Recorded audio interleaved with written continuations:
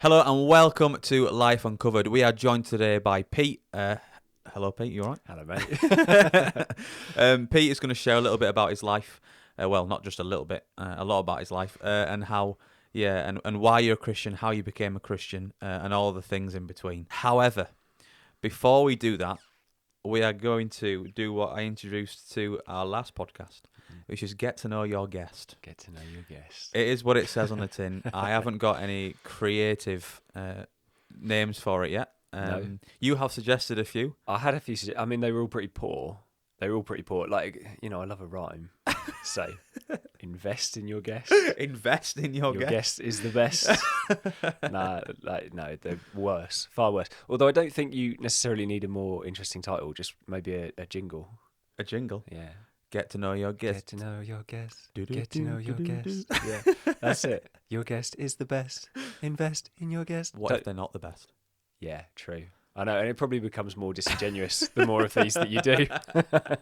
I'll have to come up with a little jingle, a little rhyme. Yeah, little jingle, and yeah, you'll be golden. Golden. Could use golden. From Harry Styles. No, we won't do that. Anyway, so in the Get to Know Your Guest section, I ask of some very, very interesting and deep questions. So we can get to know our guests in a way that you would never know if I didn't ask these questions, because that's what questions do. There you go. Absolutely. So Pete, just if you could just introduce yourself, just tell us who you are. I know you are Pete because I've said it a couple of times now. Who you are, where you come from, how old you are, etc. Sure. So, hey, everybody. My name's Pete, and I'm a Christian outreach worker from here in Suffolk. I'm 35, which feels outrageous. In my head, I'm like 22. When I wake up first thing in the morning, I'm 22. But yeah, no, outrageously, I'm 35, married to Beth. And It's not too old. Not too old. It's not too old, is it? It's I mean, virgin. It's virgin on. It's all being relative, old, I suppose. But yeah. You're So- only good maths. You're only 9 years older than me. Oh yeah. Mm. Okay. Yeah. Yeah, that feels depressing. Sorry to depress you on the. It shouldn't. Maybe this segment's depress your guest, not get to know your guest. You got a little rhyme in there. I like that. We won't do that though. If you could eat one food for the rest of your life, what food would it be? Burgers gives you some options. You could say burgers gives you wings like Red Bull. Yeah, I'm gonna make enemies at Red Bull HQ. Still in their tagline. Yeah. Nah, burgers gives you options. Yeah. And yeah, Yeah, if I I'm like going to be eating one thing forever, I've got to have some variance in there. I like it. I like it. Mm. Like it a lot. What's your biggest pet peeve? Biggest pet peeve. Do you know what? I used to not like it when I was a kid, and like, well, maybe you don't know because you're so young. But like when I was a kid, like everyone like listened to radio on the school bus or whatever, and then like people would ring up and they just ring up and have nothing interesting to say. I might be setting myself up for a big fall here. People listen to this, it's like you did a whole podcast without anything interesting to say, mate. But no, it's just like people ring up the radio, they go like, oh, I'm just at home doing my maths homework. And it's like, well, don't come on the radio for that. Wasn't necessary. That really grinds your gears. Now I'm involved in this. It's a weird pet peeve, but it is a pet peeve. Yeah. That's what pet peeves are. A bit It weird. is. For anyone who doesn't know what a pet peeve is, it's like an ick. Yeah. Ick. Yeah. Anyway, my ick is people who eat loudly. You know, when you Yeah. sat there across the dinner table and they're like, sorry for people who are listening, and they sound like the Hoover from the Teletubbies. Remember that Hoover? And you're thinking, fella or lady, just shut your mouth when you're eating, love. Yeah. Anyway, but yeah, that's It's my true. pet peeve. It is. I think that is probably more of a winsome pet peeve than mine. Although also as a backup pet peeve, I don't like it when when you go on sort of any website and you have to give your password now. There's loads of them where they'll sort of say like, oh, no, that password isn't good enough. Make a different password. That's my It's password. like, well, it's my password. Your password has an exclamation mark or a question mark. Don't question my password. Well, yeah, indeed. Exactly. And so now, because of all these different requests for password details, I can't remember any of my passwords. So that's quite annoying. Yeah. What is on your bucket list? In terms of unachieved or Yeah. jet ski. Jet ski. Jet ski's my unachieved. Guess what? You've done it. Done it, mate. Been there, done that. You've done a lot of things. Completely. For example, going to Australia and going to lots of different places, which it's on my bucket list. So I think it's only fair that I've done something that's on your bucket list. What's your favourite place you've visited? You visited quite a lot of places. Where's the most favourite one? I think probably most favourite is going to be a recent one, which is Venice.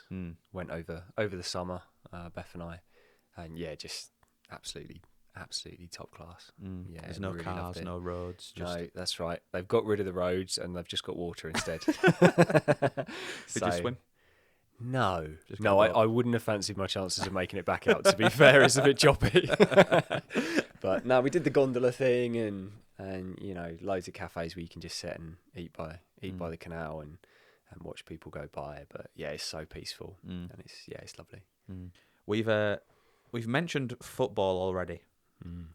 We're going to mention a bit about football in the rest of the podcast and the rest of our conversation because it was a big thing in your life, big thing in my life. So I did fire this across to you. And for those who are listening, we have tried to film this quite a couple of times, and it hasn't gone right on some occasions. So if you're listening to this specific one, it's gone perfect. They were, well, I suppose that's true, isn't it? They were, for the record, technical issues as opposed to personnel. Technical issues. It was not Pete's fault. Just to be clear, not Pete's fault. I didn't mess it up. Pete did fantastic. It was me. It was all me. But anyway, so you've had a bit more time to think about this. Both like football. What is your all-time five-a-side football team? Yeah. Well, it's fair that you mentioned that because after the last one, I was very disappointed in myself because I had to make some last-minute amendments where you changed the rules. So that's true. You dropped the bomb, didn't you? Maybe that's why the podcast didn't work, to give you a bit of redemption for your terrible team. Maybe. We're not allowed Ronaldo, Messi, Maradona or Pele because boring, and you could just pick all four of them. Yeah. Do you want to go first or do you want to go first? I'll go first. Go for it. I was thrown off by half of my team being immediately eradicated by this last minute rule. So I made some weird choices, but I had a little think now. So I've made some transfers. Go for it. Gone Manuel Neuer in goal. Okay. Because obviously, yeah. And he's sort of like he's not just a good goalie, he's massive as well, isn't he? So five-a-side, no goals conceded. Defence, we're going Paolo Maldini. He used to say, if you have to make a tackle, you've already made a mistake. So, which is profound. Good mantra for life. If you have to engage someone, you've already made a mistake. If you have to 2-foot someone on the sidewalk, where am I from? If you have to 2-foot someone on the path, you've already made a mistake. That's it, isn't it? Yeah. But he was all about like positioning, reading the game. He's just so calm and composed and like unbelievable player. Zizou, Zinedine Zidane in the middle of the pitch, had to be.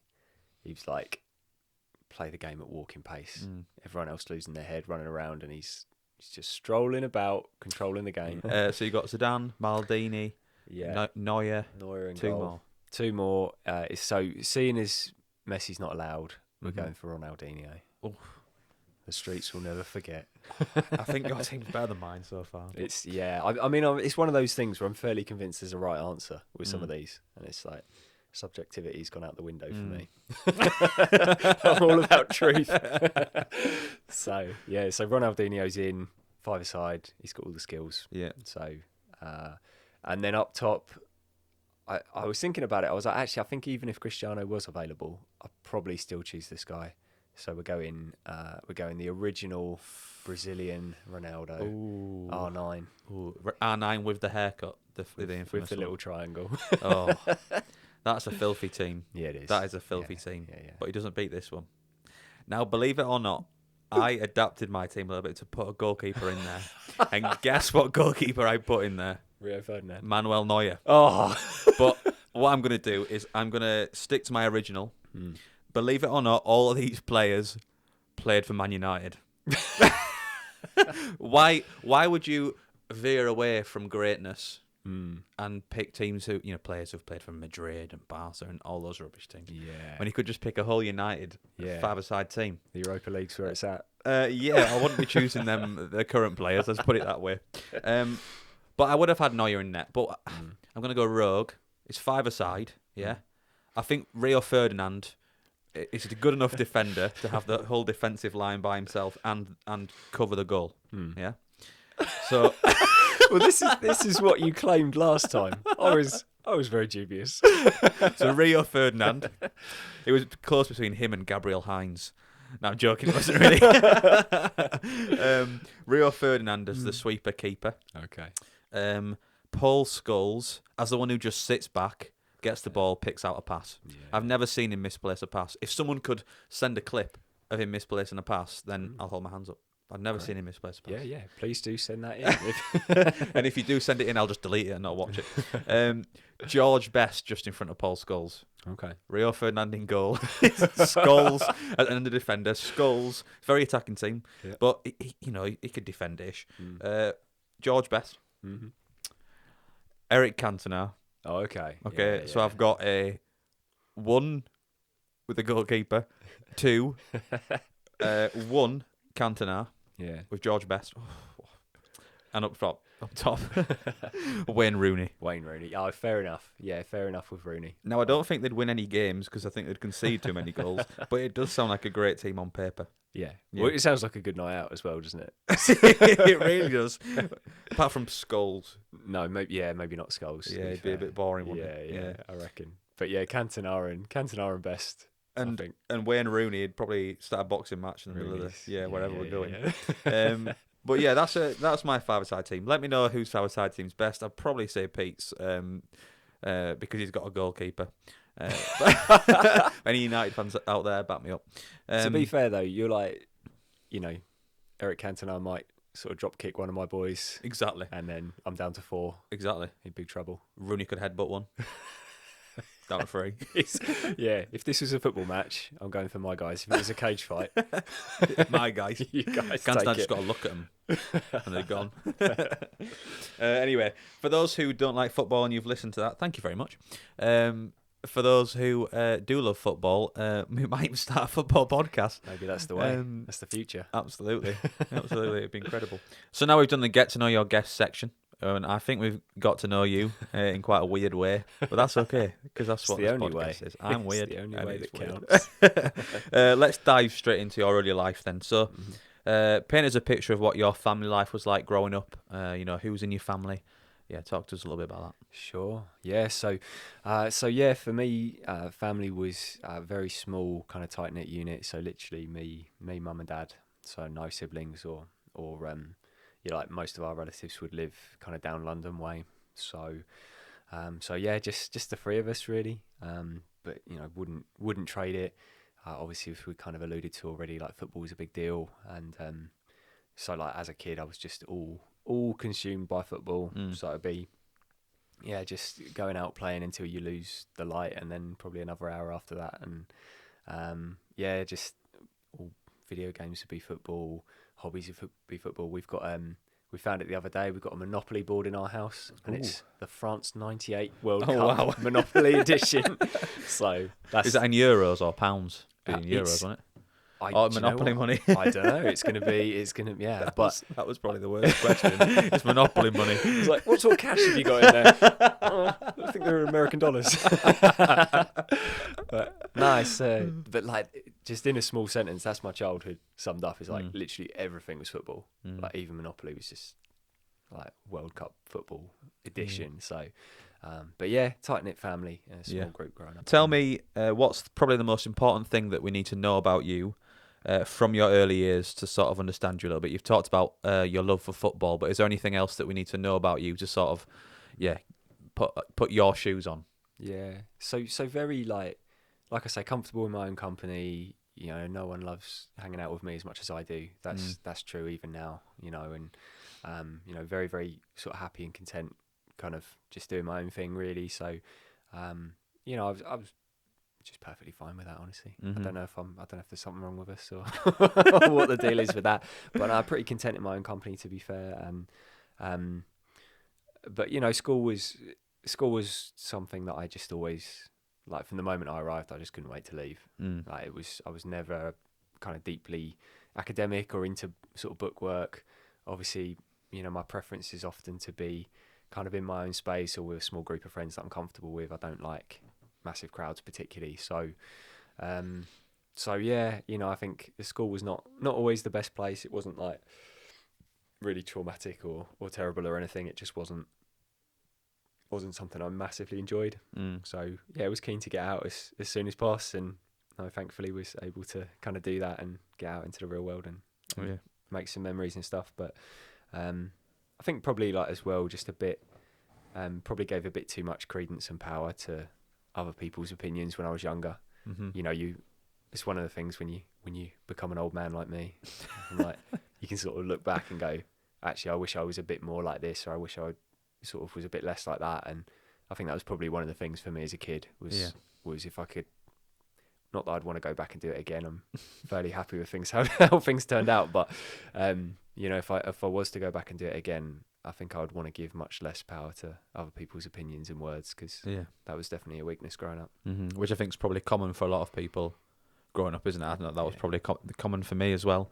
Probably a little bit less, but I think it's still there, isn't it? You care a lot about what people think about you. For sure. You care about people's opinions and sort of trying to live up to other people's expectations. Definitely. Take yourself back to 16. So that's a long, long time. I'm joking. If I was to ask you at 16 what you want to be growing up, what would you have said to me? And what sort of happened from that age, 16, sort of leaving school? Yeah, great. So unsurprisingly, the answer would have been, again, I want to play football. Yeah. I always think of like there's like a Thierry Henry interview online where he's asked, if you weren't a professional footballer, what would you be? And he sort of says, I'd be an amateur footballer, and like that was very much my mentality. Was like, I don't know if I'll ever be good enough to play professionally, but I just want to play. That was it. Just love of the game. And so, remember like kind of career days at school where, they're trying to talk you into, oh, well, maybe you'd like to work in an office or in tourism or hospitality. And I'm like, no, football. Yeah. I said football, and like, obviously they're inundated with young people who just turn up and say football, and they've got to play the odds and go, you might not necessarily make it, so. But yeah, for me, I was just determined that was what I wanted to do. And so I wasn't interested in a plan B particularly. And then coming out of school, I think I went straight into kind of football coaching and just playing and stuff. And I had a lot of, well, maybe a lot is overstating it. I had a few opportunities in terms of trials and stuff like that. So sort of down kind of Romford way, sort of locally with a few teams. And then there was like this American kind of internship thing I was looking at as well. So I had a few trials for things like that. And predictably, I was not the player I thought I was. Didn't kind of make the level compared to other people my age, and so it was kind of a weird thing, because you very much appreciate and admire anyone who can have a very kind of driven and determined focus of saying, this is what I want to do.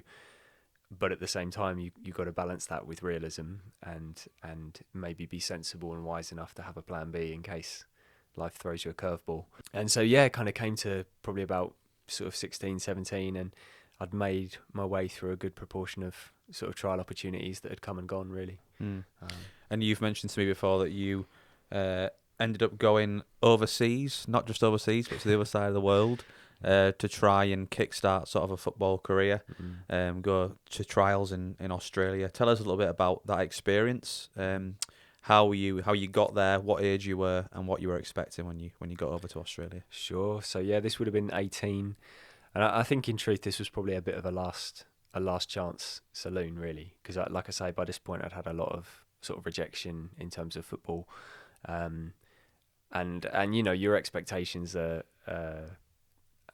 kind of reduced with every hit, really, and so I think I was at the point where I was like, I don't think I'm ever going to be playing real high end, but I'd like to be getting paid to play, and if that was my job, I would be over the moon, even if it wasn't a particularly high standard, and so I had the opportunity to go over to Australia and train with a team out there. So I had a kind of 6-week trial period with one of the clubs over there, which would be equivalent of sort of Division 2 over there, maybe Division 3, I think. And so it wasn't really a good standard, particularly when you consider this was, well, best part of 20 years ago. Yeah. And so, Australian level has obviously come up as everywhere has in that time. But yeah, at that point, it wouldn't have been a good level. And so, yeah, it really was a kind of last chance saloon to be able to sort of do what I'd really always wanted to do. And just a little bit of context, this podcast is obviously talking about your experience with the Christian faith and why you're Christian. There was no sort of background of that growing up, was there? And no sort of going to church or Christian sort of religious quotation marks background. Yeah, that's right. So this, for me, growing up, I was never part of a church or a faith. My mum and dad didn't have a faith of their own, and I think probably for my mum, she'd always seen kind of religion as the enemy, really. Sort of organised religion was a big thing that was kind of frustrating for her, and of course, when you're young, you kind of inherit some of your parents' kind of viewpoints on things. So, I'd have probably, growing up, we had a church over the road from where we lived, and it was a very stereotypical church. So, very sort of old traditional building, kind of bell tower type deal, and anytime you go in there, you're immediately freezing and bored. And it's terrible. Bad back. That's right. Yeah. And so, no, I think my only experience of church and faith would have been the occasional trip to that church. But always just found it so bizarre. Yeah. It was not something that was important to us as a family. And I think as well, you'd go for most commonly the Christmas stuff. Because if you're a kid and someone says, come to midnight mass and have a tangerine with a candle in it, you're like, whoa, yeah. That's quite bizarre now, isn't it? I don't think you'd want a tangerine with a... Oh, yeah. Would you want one? Not if I just up to 12. No. Actually, that's a lie. I'm more of a night owl, and I do like a tangerine, and candles have their uses. So maybe I would, but... I don't know. Yeah, it's just that was my only real experience of church growing up, and I think the thing that frustrated me so much was that there was never any explanation with it. It was always just, you come and you sit in, you'd sit in the in the old cold traditional hall, and we'd stand up, sit down, do the hymns. Someone would come and do a reading, another song, sit down again, and there was never any explanation of how this applied. And so I was probably one of those people that, if someone had asked me, what do you know about Christianity, I'd have said, I know about church, I know what church is. But actually, if you'd asked me about any of the core things that are really important in faith, like, who is Jesus, what is the cross, like why is this important today in 2023, I couldn't have answered any of those questions meaningfully. So at this point of your life, you're what, 18, 19 in Australia, and the only thing that you're sort of pursuing and going after is a career in football. So you're over there in Australia. Does it work out? Do you now have a career in football, or what? Tell us a little bit about what happened. Yeah, so it worked out great. So I'm like I'm a really, really good Australian footballer. Yeah. I can tell the accent. No. So it didn't work out. So I had 6 weeks with them and made the initial cut when they trimmed the squad. The second time they trimmed it, I didn't make the squad for the season. And I remember having a really difficult conversation with one of the coaches there, who sort of came and was brutal with us. And I think you look back now with hindsight and you say, actually, I think he was fair, and I think he was trying to save me a lot of time and effort pursuing something that wasn't going to happen. But at the time, it just came across as very harsh. And so that was a difficult thing to take. So you're in Australia, you got a year's visa, right? 6 weeks. What do you do from there? Do you just sack it off and go, or? Well, those were the choices. Yeah. So is it kind of sack it off and go home, like you say, and have a little bit of a tail between your legs situation where you've ultimately failed again, or was it a case of, well, look, maybe it's time to call this particular dreamer a dream Mm-hmm. and go and try and do something with my life. And I was like, well, it's expensive to come to Australia. Might as well try and make the most of it while I'm here. So ultimately, I just decided, okay, well, let's leave the football at least for now, and let's go and explore some of Australia and try and have a good time. And so spent kind of the next 9 months just traveling around Australia. So lots of meeting different people from different countries, different parts of the world, and Very jealous. I mean, I'd love to go to Australia. yeah, I mean, I can't sugarcoat it at all, to be honest. Like it, it really was fantastic, and it was just what I needed as well, because I think I'd grown up very, as I've said, very small family, very small focus in terms of football. I think my world was incredibly small. Ultimately, it was, outside of family and football, there wasn't really much going on for me. And so being able to not just be in a different country, but meet people from all over and hear about their life experiences, I think that 9 months probably helped me grow up more than any amount of sort of schooling or learning I'd done to that point. So amazing experience. And just spent the next 9 months just traveling about, really. Yeah. And how did you do that? Because you bought a car, didn't you? And then you thought, actually, Australia's a bit big, so tell us a bit about that. Yeah. Well, I was going to say it sounds stupid when you say it out loud, but it sounds stupid in every respect because it's incredibly stupid. But ultimately, I bought a car. I was like, I'm going to travel around, and so I was in Melbourne at the time, and bought this car, and then one of my mates said to me, Sydney's the next, kind of the next main city that you're going to come to. Like, obviously there's Canberra in between, but the next place I was going was Sydney. And they said, you do know it's about 11-hour drive. And they said, like, that's one of the shorter distances you'll travel between cities. And I sort of went, I think I might need to sell the car.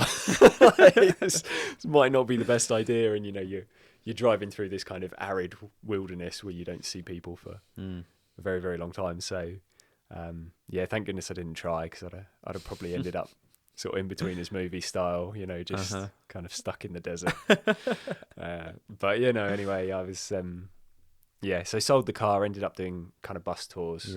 So very touristy, but lots of opportunities to meet people from all over. And what was life like for you at this point? What would you say, take yourself back there, what would you say you were living for at that point? What would make you happy? What were you doing? Yeah, so I mean, it would have been a very hedonistic way of living. So just kind of pleasure and joy, fun, money. So partying, relationships, that kind of stuff was well. I think at that particular point in time, if I'm being honest, it wasn't relationships. It was more just girls. Yeah. And so very, very kind of self-focused. And I think there's an old saying like, if you strip away meaning from people's lives, then they seek pleasure. And I think that was where I kind of found myself, was like, actually the thing that gave my life meaning was football. It had been stripped away. And so I was just kind of like, well, if it can't be that, then I'm going to have a good time. Yeah. And so that was, it's not something I'd be an advocate of today, but it was where I was at then, certainly.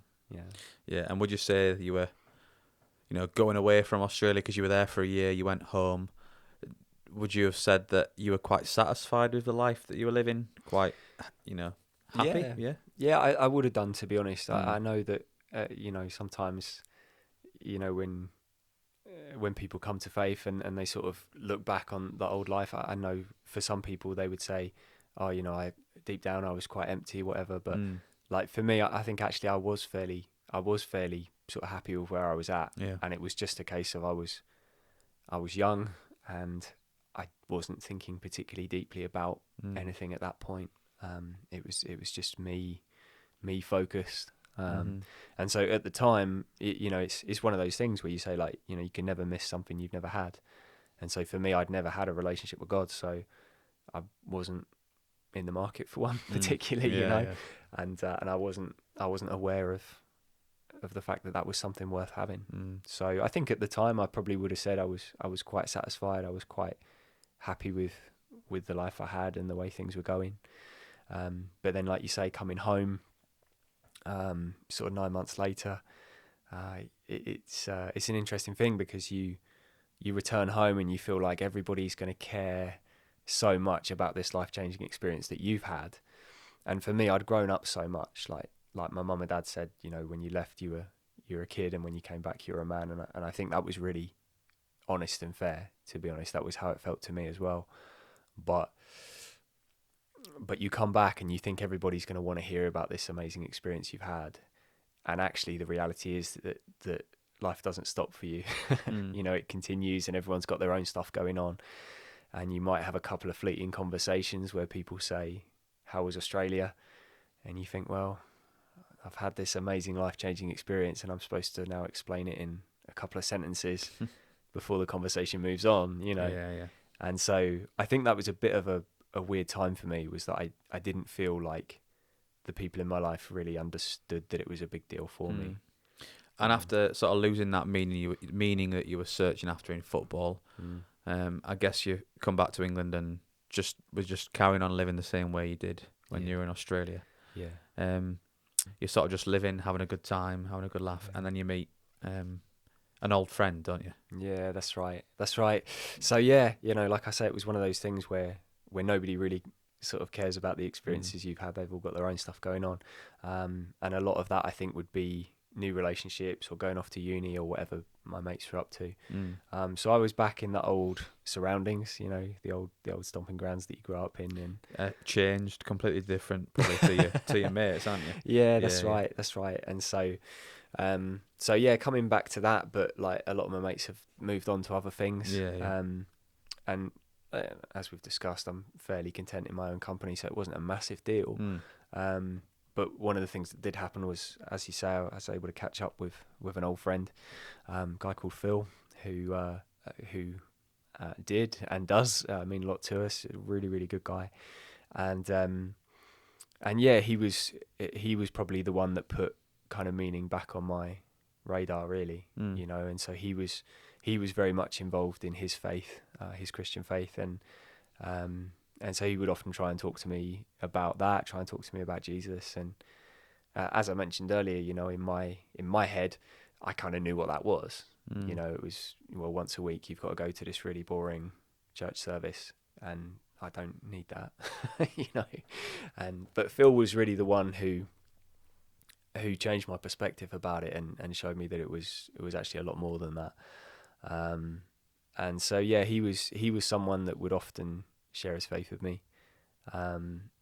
He once kidnapped me, and he's basically, like, there was this time he'd often come pick me up and take me to different things, and I was more than happy with that because I'm a cheapskate, and it's, you know, if he's going to buy the petrol, then cool. You know?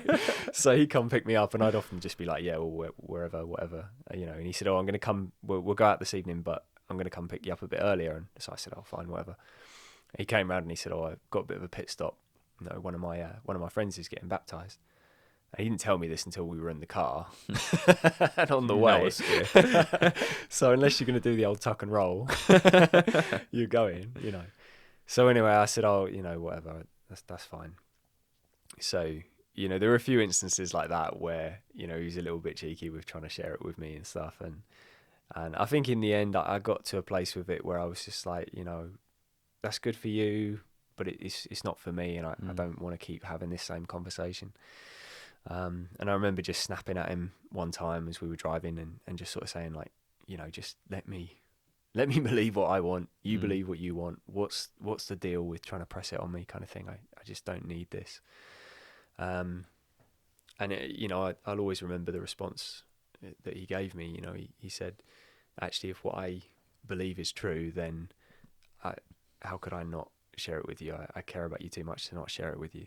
And he, you know, ultimately he said, look, if heaven's real, I want you to be there.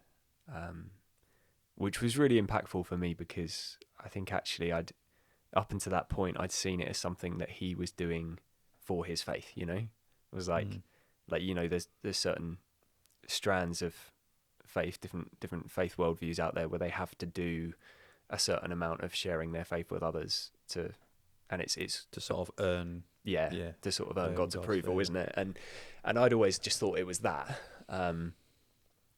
But I think when he said that, I kind of realized actually he's not doing this as a gold star for his faith. He's doing this because whether he's right or wrong about what he believes, he does genuinely care.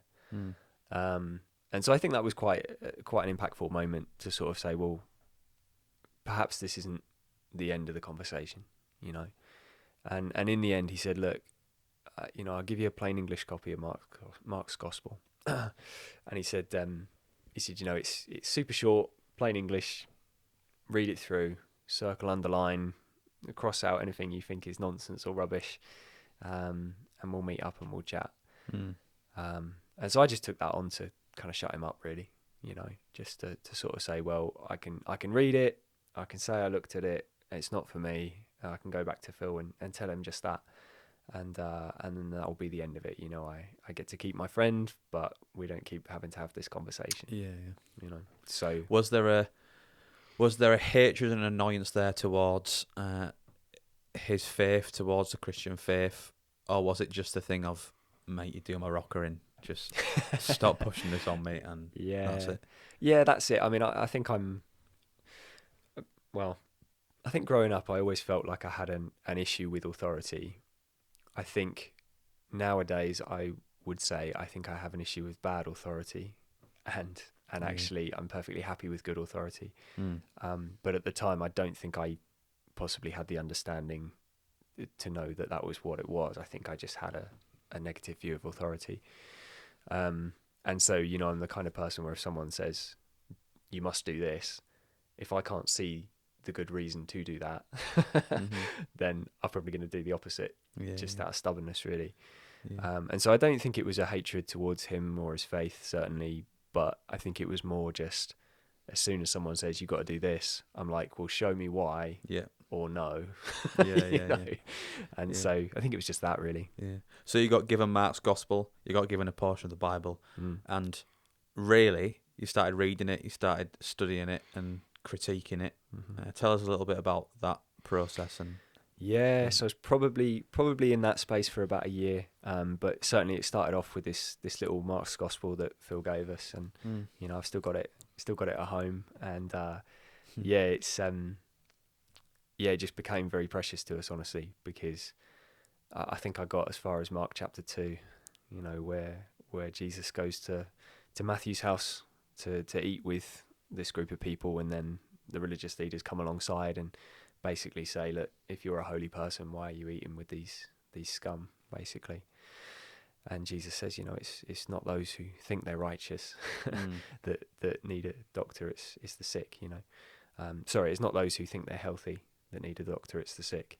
He says, I've not come to call those who think they're righteous, I've come to call those who know that they're sinners. And I think that was a real turning point for me, because like I said, I'd grown up with this very negative view of organised religion, but to hear not just that instance, but many other instances where Jesus confronts religious hypocrisy, really kind of calls it out and shows it to be this empty, hollow thing that ultimately I knew it was. And I think that was the point where I just realised that actually all these religious hypocrites that I was ultimately thinking Jesus was, well, actually, not only is he not one of them, he's actively against what they stand for. So your not worldview, but your view of the Christian faith was smashed out of the water by Jesus. Exactly. Who confronted the annoyances and the sort of the thing that made you really angry about, you know, going to the churches and seeing all that stuff. He actually went and confronted that issue. For sure. So it's fair to say at this point, reading Mark's Gospel, you were attracted to the person of Jesus and actually thinking there's something different about him. For sure. And so, it was very much that process of going, I'm not interested in going to church. I'm not interested in becoming a Christian at this point, but I do find the person of Jesus to be a compelling person. And I do find him someone that I want to know more about. And so that was very much a starting point sort of for me. But ultimately, I've always been someone who I kind of live by the phrase, like, if something's true, then it matters. If it's not true, then it doesn't matter at all. If it's true, it matters. If it's false, it's irrelevant. Which is good. It's a rational, that's how I should think, isn't it? A rational way of thinking rather than just believing something because someone says it's true. So I think generally that's a mantra for life that served me well. But particularly in regards to the gospel, it was like, well, actually, look, if this is true, then it matters more than anything else. If it's not true, then it doesn't matter at all. You know, and like there's that old C.S. Lewis quote, isn't there? He sort of says like, you know, either Christianity is of infinite importance or of no importance at all. The one thing it can't be is moderately important, you know? Yeah.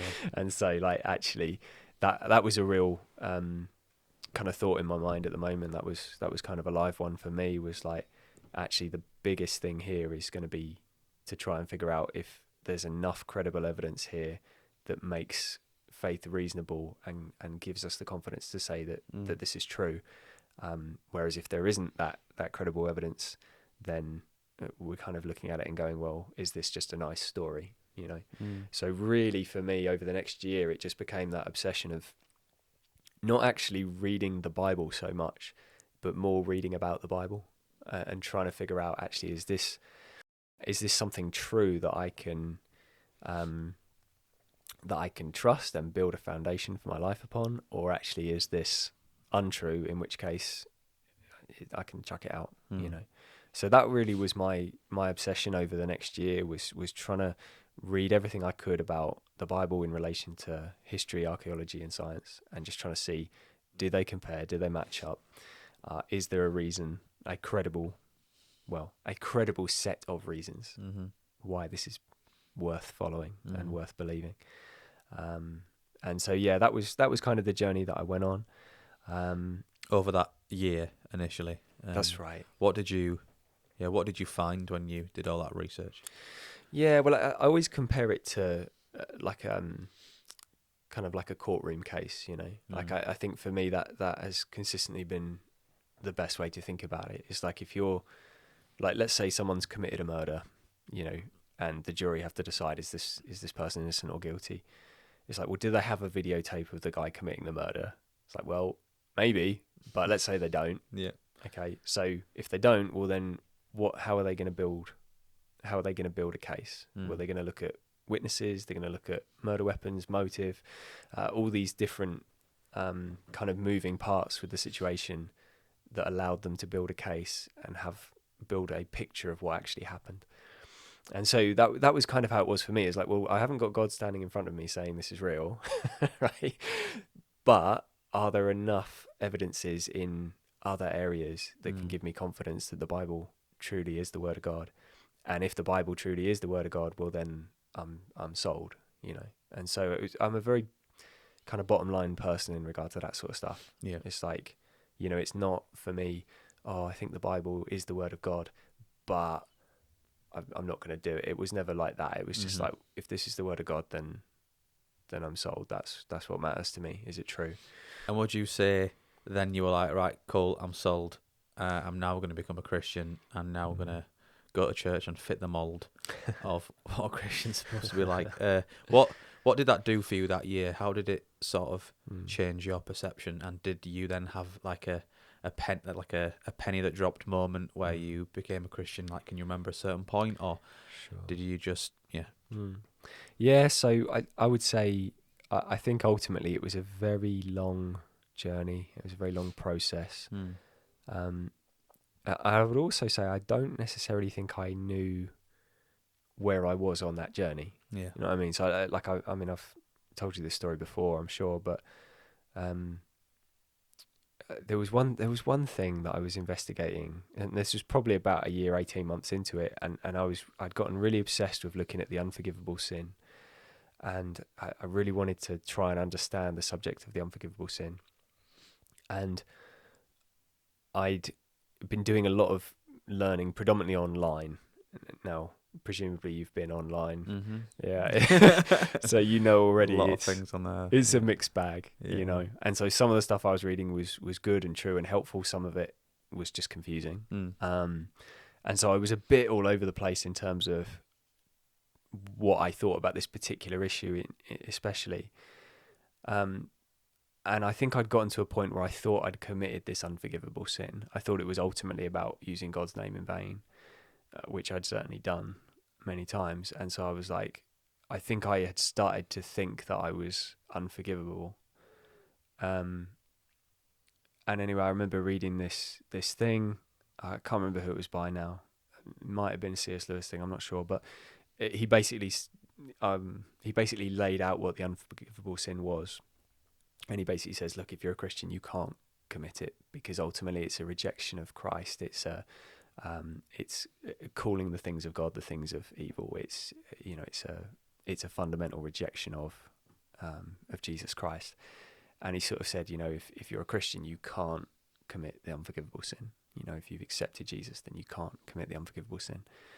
And I remember in that moment just feeling such a sense of relief that I hadn't committed this unforgivable sin. I honestly, I felt so kind of broken up by it. It was really weighing heavy on my shoulders, and I just felt such a sense of relief that wasn't me.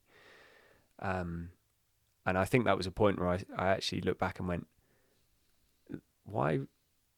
Like, unless this was actually important to me, unless on some level I was starting to believe that this was true, why would it have mattered to me that I'd committed the unforgivable sin? Well, it wouldn't have mattered at all. I went the first 21 years of my life, hadn't given it a thought, and so it was certainly a long process, and I think certainly it was one of those things where it wasn't necessarily clear to me where I was at or the progress I was making, but I think that was a bit of a catalyst to sort of say, I think this maybe matters more to me than I had thought it did. And if that's the case, well, then perhaps I need to put myself in a church environment, not because I'm ready to call myself a Christian or a churchgoer or to claim this faith as mine, but just so that I could be around people who understand the Bible more. So you could understand a little bit more about probably why you were feeling the way that you were. Yeah, I think so. And so started attending church, and it was a group of maybe about 25 to 30 on a good Sunday. So it was a small little country church. But the preacher there, he's an older gentleman, and it was such a funny thing to me because, like, I was not exactly uncool,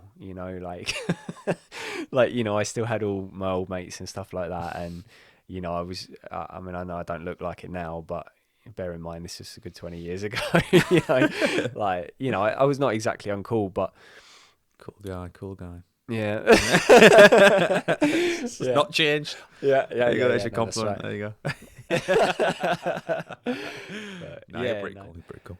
Well, thank you. But yeah, no, I obviously wasn't one of the crowd particularly, but at the same time I was, like I said, I was not exactly uncool, and the football crowd was still a big part of my life and stuff. Yeah. And so it felt like my life had kind of gone in that direction, yet there was this little sacred space on a Sunday morning that I was so desperate to be a part of, and it was so weird. Like, I'd go on a Sunday morning, and I'd probably still, kind of look and smell like whatever I'd been on the Saturday night and stuff, and so I was still living in a very worldly way. Yet that Sunday morning was such a sacred space for me. It was like it kind of quickly became the one thing in my week that I didn't want to miss, because I wanted to go and hear the Bible. And it wasn't like I want to go and hang out with my church friends, or I want to go and sing some cool songs, or do this or do that. It was they're gonna do the Bible, and I want to know the Bible. So that was why I was going. And so I'd be the last one in on a Sunday morning. I'd be the first one out after the service finished. So I wasn't really part of the community or anything, but I just wanted to go and hear the Bible taught by someone who knew their stuff, rather than this very convoluted and confused way of learning, which was online at the time, where it's the same nowadays, isn't it? You watch one video, they say one thing. You watch another video, they say something totally different on the same subject, and so it was a lot of very convoluted information online. And so I just wanted to go and hear the Bible from a Bible teacher, And how many years had gone by then from meeting Phil? At that point, probably a good 2 or 3, I would have said. Yeah. And did you enjoy going? I think I thought it was important. Mm. I don't. Yeah, I think I probably did enjoy it actually. And would you Yeah. said you were a Christian at that point, whatever that sort of means? I don't think I. Yeah, I don't think I would have been ready to say that at Yeah. that point. No, I think I. Yeah, I think I was. I would have said I probably enjoyed it because it was a lot of kind of like food for thought, you Yeah. know. And I think I certainly was more committed to going than I'd ever expected in my life. I would have been, you know. But I probably wouldn't have said it was my faith at that point. I was still just exploring. When would you say it was your faith and you sort of grasped what Jesus had done for you was actually true and real and meaningful for you? Yeah, so probably probably another year or two after that. I would have said probably another year actually. Yeah. So I think I remember Phil coming back from uni. So he was going to uni in Durham at that point. I remember him coming back one summer and we went down to beach and stuff, and I remember talking to him about it then and sort of saying like, I think I've become a Christian, and I it's always really funny to me because I sort of look back on that and I would have always expected him to say like, oh, that's amazing news, that's brilliant, and I remember he said to me, we'll see. You know, and I always just felt like, you jerk. What's that about? You've kidnapped me, you brought me into all this. I've finally said I'm a Christian, and now you're right. Well, yeah, that sort of. Yeah, exactly that, and so it was a strange thing, but I get what he meant. Yeah. I get what he meant. You know, he was very much someone who sort of said, well, look, you know, if you truly are following Jesus, then it will impact your life somehow, and that's not to say you're going to transform overnight and become this perfect person, but it is to say that the things that are important to God will start to become more important to you. Is that sense of kind of progress over perfection, I think. Like actually as God changes your heart, you will see the world differently. So I did personal training for a few years. I know I don't kind of look like it, but I did do personal training for a little while when I was younger and as a job, and most of the clients that I would work with would be kind of weight loss goals and all that sort of thing. But I had a few clients who were sort of more interested in sort of weights and stuff. And when I would coach that sort of thing, anyone who coaches that sort of thing and does it in an intelligent way, they'll tell you, like, you know, you go in the first day and you try and take on the world and lift the heaviest thing you can. You're probably going to leave with an injury and be out immediately for a few weeks. Whereas actually the right thing to do is go in with a very low weight, you know, get your form working in the right way and make sure that you can execute the exercises safely and all that sort of thing. And over time you add a little bit more and a little bit more, and then you can make progress from there. And I think honestly, God treats us a little bit like that, you know. It's like, actually, if on the first day of being a Christian, God had said, you know, you got to quit this, give up that, do this, do that, and you've got to be the best of the best in every way, you would be crushed by it.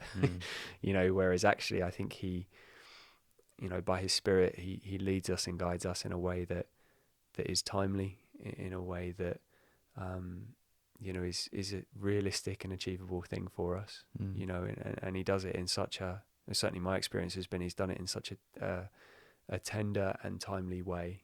You know, it wasn't a big life change all in one go.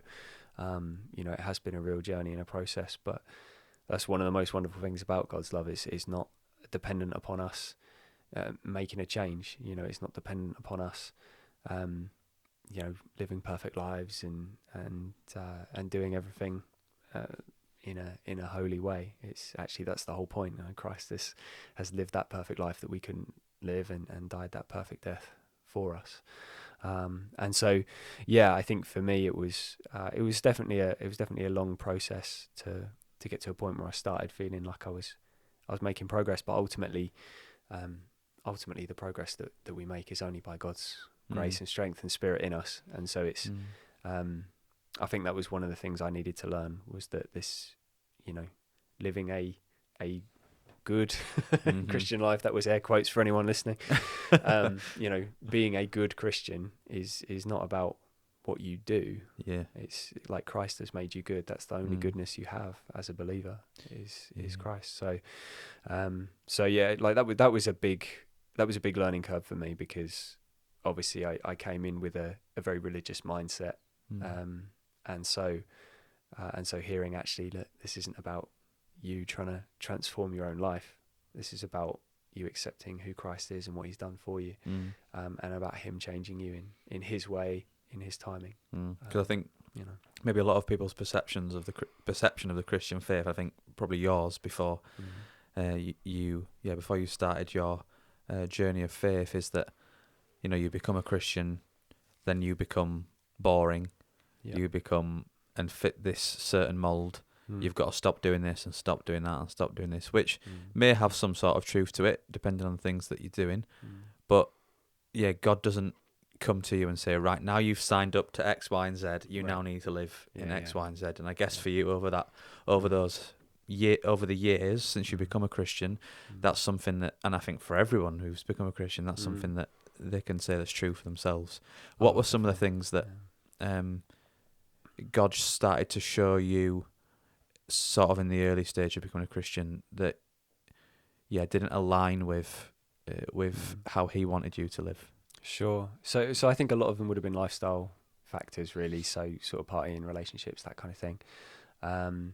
But I think ultimately, it's one of those things where I think in very religious settings, you can almost make the gospel sound like salvation is a free gift of God, and then once you're in, it becomes very expensive. And it's like you've got to do this and do that, and it costs you everything. And it's like, well, hang on a minute, is this the old bait and switch? Have I just been invited in for something that looked free and it wasn't?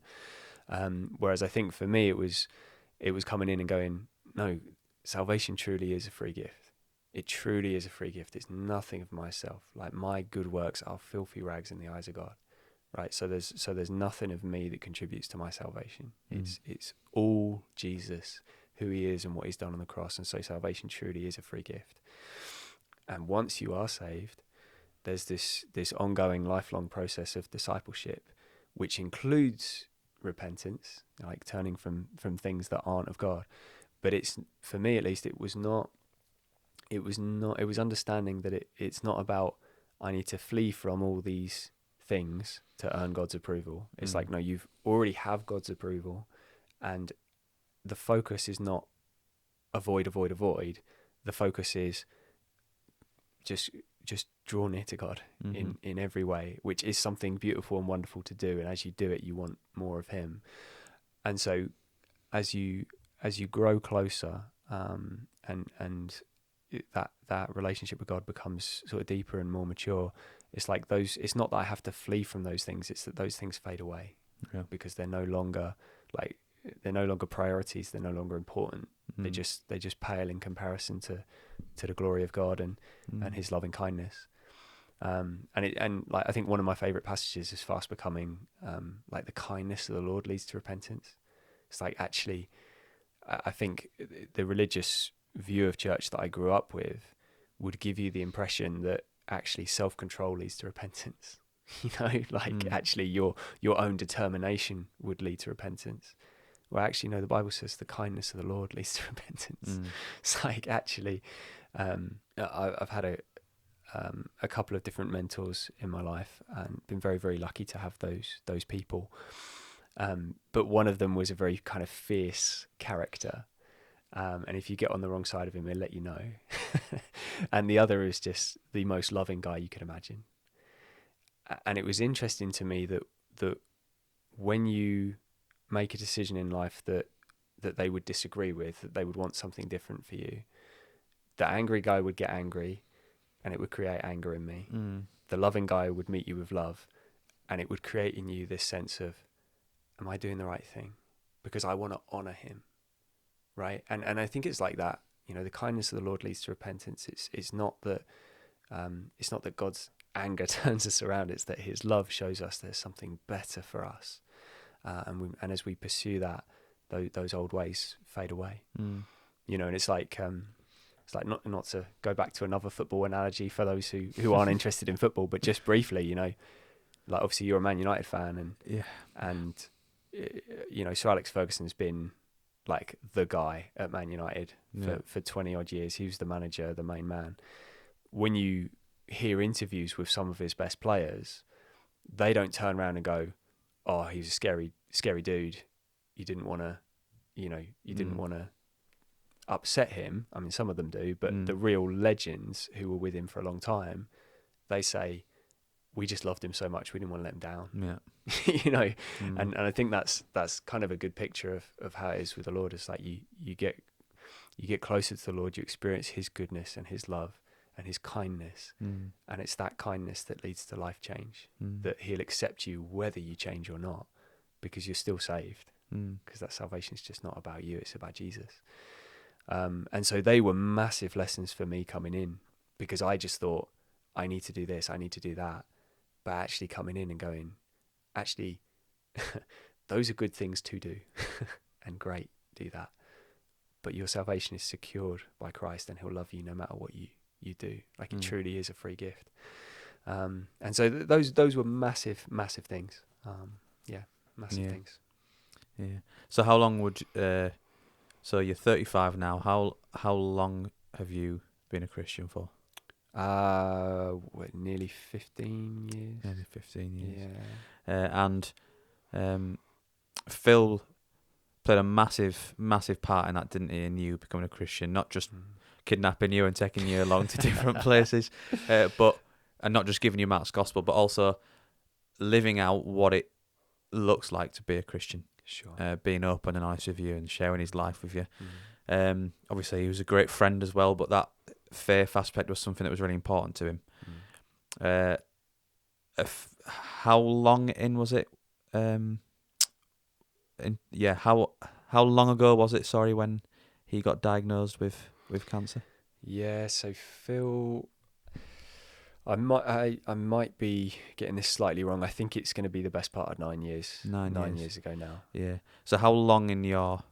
I'm not very good at maths, but how long in your sort of Christian faith and your journey as a Christian? How long in was it when he got diagnosed with cancer? Yeah, so slightly over 5 years. Yeah. I would say it's going to be roughly that. I might be getting slightly muddled on the dates, but yeah, slightly over 5 years. And then it was the January. We found out, he'd had this little lump sort of around the side of his neck, and he'd sort of gone to get that checked out, and unfortunately found out that was a cancerous kind of lump. He obviously had a massive impact in your life, completely life changing. How did that impact you? That's maybe a very silly question, because obviously it impacted you massively. But how did that impact your walk with God? Firstly, tell us about Phil, what happened, and then tell us how that sort of impacted your life. Yeah, so Phil was a huge influence, really just because he was a faithful friend.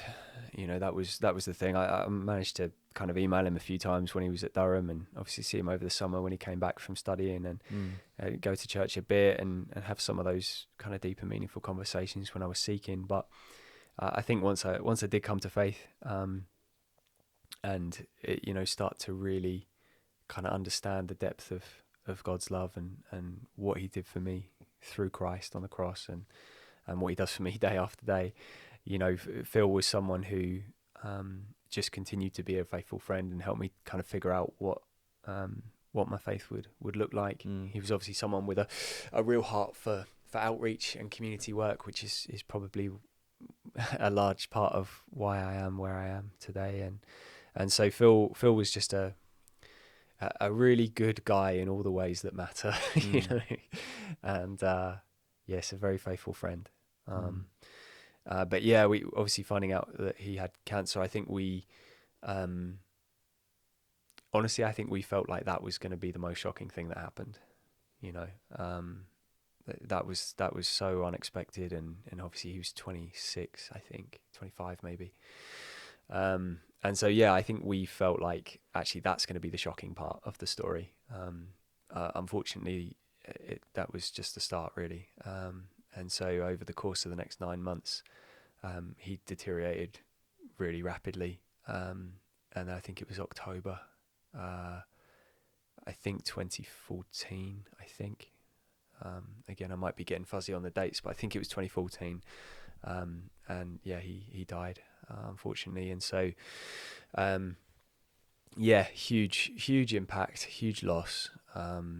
But I think one of the things I've always said about Phil is that he was a very admirable and faithful Christian in life, but he was possibly even more of a faithful and admirable Christian in death. You know, he to coin a phrase, he died with his boots on. You know, they always say that about soldiers: if they're faithful to the end, they die with their boots on.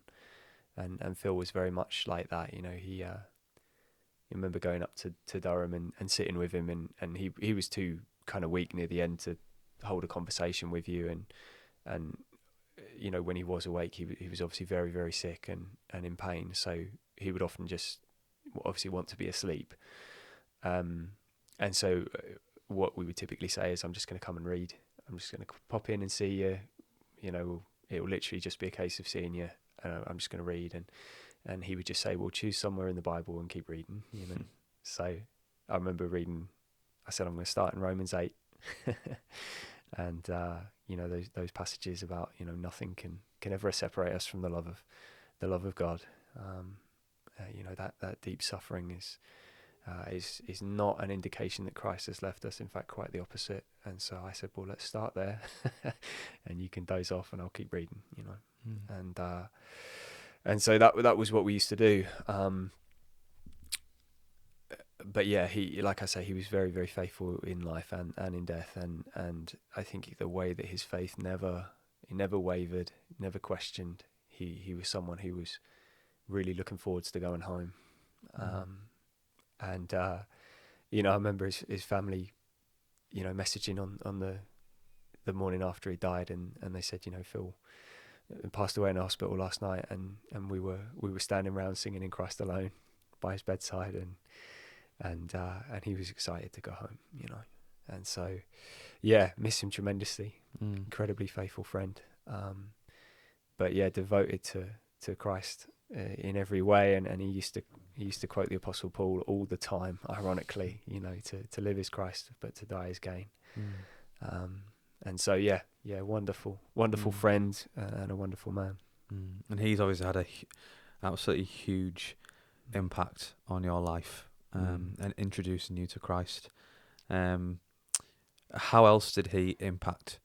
How else did he impact you? Because he's clearly impacted you to the job that you're doing now, with what you're doing with your life. Tell us a little bit about what you're doing now. Yeah, so essentially the vast majority of my last sort of 10, 12 years now work-wise has been evangelism, mission, Christian outreach. So whether that be kind of through churches or online, sort of self-employed, or just kind of serving and volunteering, really. So yeah, sharing my faith is obviously a huge passion for me, and like I say, a lot of that comes from Phil, because he was the one who was brave enough to invite me to look at Jesus for myself. And have you adopted any of his tactics of kidnapping people and putting I haven't kidnapped anybody just yet, but in fact, I'm just wondering if that's true. Yeah, I did pick up someone who was walking home in the rain one time and start telling them about Jesus. So I don't know if that counts as a kidnapping or not. It might do, but So your life now is consumed with telling people about Jesus in a natural way. Yeah, and hopefully I've adopted some of Phil's traits and ways in terms of style, because I think one of the things that he was great at was, you know, not this stereotypical evangelist with a sandwich board and a bell yelling "the end is nigh" in the high street. You know, he was none of that. He was just very gentle, a dear friend before he was an evangelist, and I think what he was really good at was not forcing his faith on anyone, but just open hands, just offering what he believed to others in a very sincere and gentle way. And so I hope I can kind of reflect that as well. But he certainly meant a tremendous amount to us, and you know, it's hard not to miss him when you have those, you know, when you're out doing evangelism and outreach, or, you know, there's a you know, some sort of mission evening or whatever. It's hard not to think, we could be shoulder to shoulder doing this together, but at the same time, he certainly taught me a tremendous amount, and it's certainly more good memories than anything else when it comes to Phil. So he's greatly missed, but a tremendous person with a tremendous faith. Well, I think there's so much more that we can talk about, lots of different things. We'll jump to this last question, to close up the podcast. I haven't given you this question, so you might have to think upon the spot. But what's the one bit of advice that you would give someone who is interested in the Christian faith, but maybe like yourself has the perception of this is a religious thing and I don't want to get involved in it? What would you say to someone who is searching for meaning in the Christian faith? That's great. I think I would say that this little word grace is an incredible thing. I would almost say that there is nothing in the world like it, and it is what sets Christian faith apart from every other religious worldview out there. Because every religious worldview, whether it's naturalistic, atheistic, Islamic, karma, whatever it might be, it is all about earning God's approval, God's acceptance, heaven, good things, good outcomes. It is all about earning, whereas actually the core of the Christian faith is about the grace of God. Salvation is only by the grace of God through faith in Jesus Christ. And so ultimately what grace means is undeserved favour. So every other religious worldview is you've got to earn God's favour. Christianity is totally different because God grants us his grace. He grants us his undeserved favour in the form of Jesus Christ. And so it's not this religious thing where you have to go and earn it. You literally don't have to earn a thing. It is, in a very real and purest sense, a gift of God. And so I would say, it might feel very overwhelming to look at all the different religions in the world and to say, well, how do I know where to start? And it's like, actually, I think the right place to start is with humility, where you say, look, in and of myself, I cannot earn God's favour. Like if God is holy and righteous and if heaven is pure and perfect, and I'm going to have a realistic view about myself that I'm not holy and righteous and perfect and pure, well then how can I deserve to be in the presence of God? Well, I can't. I never could. And so actually what I'm looking for is not a way to earn his approval. What I'm looking for is a chance to receive his forgiveness. And actually that's what grace is. Jesus comes and he gives himself on the cross, that when we put our faith and trust in him, we receive that forgiveness. And it's all about the grace of God. And so I would say, it like I say, it can feel overwhelming to look at all these different religions, but actually you don't need to look at all of them. What you need to do is understand that actually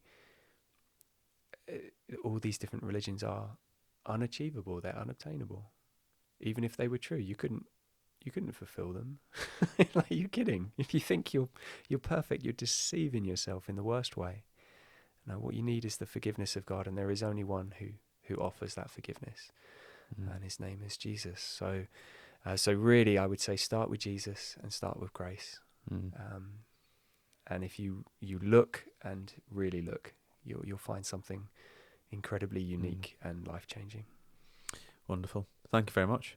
Thank you. Thanks very much, Pete, and coming on and sharing your story with us. Yeah, thank you very much. I'll hopefully get you back on to talk about some other things as well. Yeah, amazing. Thank you very much. Thank you.